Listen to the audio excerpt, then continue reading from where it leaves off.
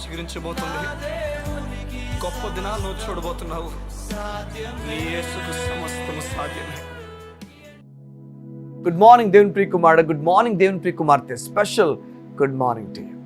ఈ ఉదయమున దేవుడు నీతో మాట్లాడుతూ ఒక విషయం చెప్తున్నాడు.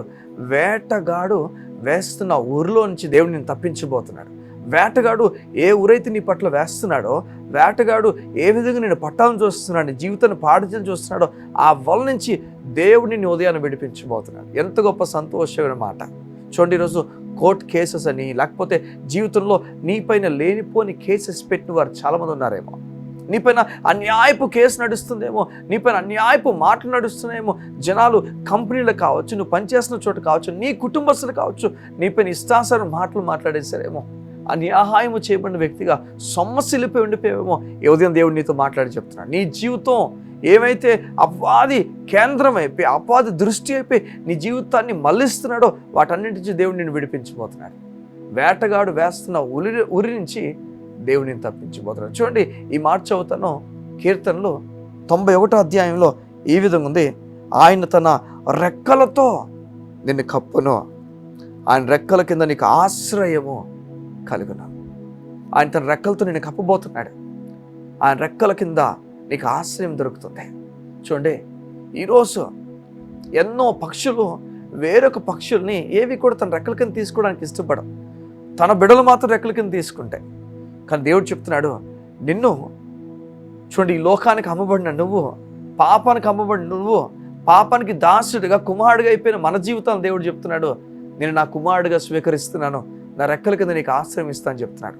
ఈ ఉదయం దేవుడు నీతో మాట్లాడి చెప్తున్న ఒకనొక మాట ఏదంటే, గొప్ప కార్యాలు నీకు జరగబోతున్నాయి, గొప్ప కార్యాలతో నేను నడిపించబోతున్నాడు. ఆయన రెక్కల కింద నీకు ఆశ్రయం ఉంది. అపవాది ఏదో చేయాలని ప్రయత్నం చేస్తుంటే గుర్తుపెట్టుకో, ఆయన రెక్కల కింద ఉన్నావు, నీకు దేవుని ఆశ్రయం ఉంది.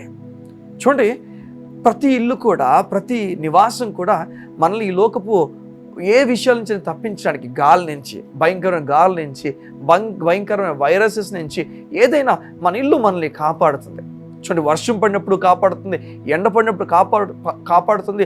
ఈ లోకపు చేంజెస్ నుంచి మన ఇల్లు మనల్ని కాపాడుతుంది. మనపైన ఏది అమాంతంగా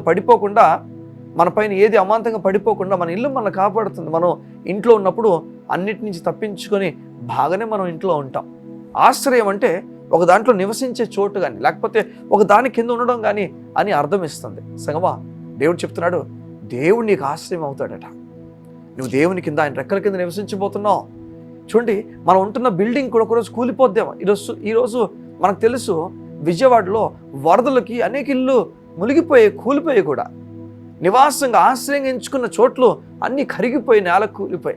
కానీ దేవుని ఆశ్రయం ఎంచుకుంటే నీ బ్రతుకు ధన్యం అవ్వబోతుంది, ఉన్నతమైన కార్యాలను చూడబోతుంది. అది మాత్రమే కాదు, ఆ రెక్కల కింద ఈ అపవాది శక్తులు కూడా పని చేయలేవు. అక్కడ సురక్షితమైన జీవితం నీకు దేవుడు అనుగ్రహిస్తాడు. ఏదో నమ్ముతున్నాను, గొప్ప కార్యాన్ని నీ కొరకు దేవుడు ఆచరించాడు. ఆయన రెక్కల కింద నీకు ఆశ్రయం ఉంది. వేటగాడు వేస్తున్న ఉరు నుంచి దేవుడు నిన్ను విడిపించబోతున్నాడు. కళ్ళు మూసుకుంటావా? ఏదో నీ గురించి ప్రార్థన చేస్తాను. మా ప్రియ పరలోకపు తండ్రి, నీకు వందనాలు. నీ బిడ్డలు ఏ విషయంలో కూడా దిగులు పడాల్సిన పర్లేదని చెప్తున్నావు. నీ మాట ధైర్యం వారు కలుగు చేస్తున్నావు, నీకు స్తోత్రాలు. అయ్యా, నీ మాట చెప్తున్నావు కదా, నీవు మమ్మల్ని నీ రెక్కల కింద దాచావని, వేటగాడు వేస్తున్న ఉరి నుంచి తప్పిస్తున్నావు అని చెప్పావు. నీ మాటలన్నీ మేము నమ్ముతున్నావు మా తండ్రి. ఆ మాటల ద్వారా బలమైన కార్యాలు మాకు జరిగించబోతున్న దేవా, నీకు వందనాలు. మహాశక్తి గల నీ నామం బట్టి నీకు స్తోత్రాలు. నీ నామముకున్న గొప్ప శక్తి వల్ల మా జీవితాలను కట్టమని అడుగుతూ, జీవితాలను బాగు చేయమని అడుగుతూ, మమ్మల్ని కాపాడుతూ, నీవు ఆశ్రయమే మా జీవితాన్ని బలపరిచి నడిపించమని అడుగుతూ యేసయ్య నామమున ప్రార్థించుచున్నాము తండ్రి. ఆమేన్, ఆమేన్, ఆమేన్.